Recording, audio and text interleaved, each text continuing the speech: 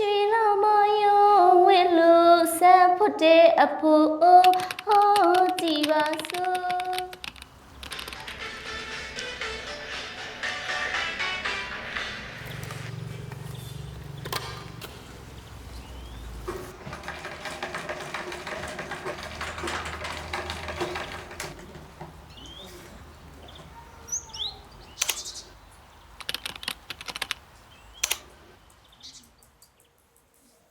အမေကျေးဇူးတွေကိုလေသမီးဒီသက်ဆက်လို့မကုန်နိုင်မီ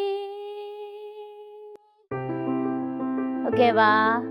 သမီးရဲ့နာမည်ကတော့ဒဇုံမော်လို့ခေါ်ပါတယ်သမီးကတော့အမြင်အာယုံမတန်ဆွမ်းသူတယောက်ပါ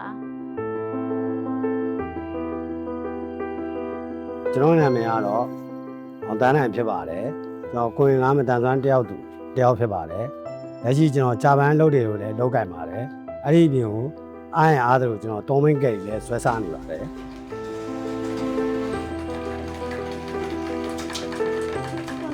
ဒါကျွန်တော်အမှချက်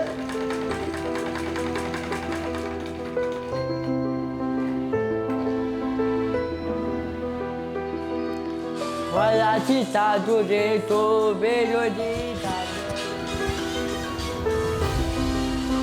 ပြောနေမယ်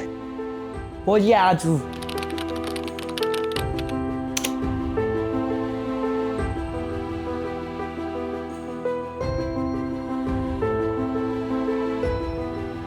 ကျွန်တော်များအောင်လူလို့ခေါ်ပါတယ်ကျွန်တော်ကကွန်ပျူတာကျွမ်းကျင်တဲ့သူတစ်ယောက်ဖြစ်ပါတယ်လူလက်ရှိပါလဲကျွန်တော်မတန်ဆွမ်းသူတွေအတွက်ပြန်လည်ပြီးတော့မှကွန်ပျူတာပညာရပ်ကိုပြန်လည်မျှဝေပေးနေပါတယ်ကျွန်တော်တော့ကိုရင်ကမတန်ဆွမ်းသူတစ်ယောက်ပါ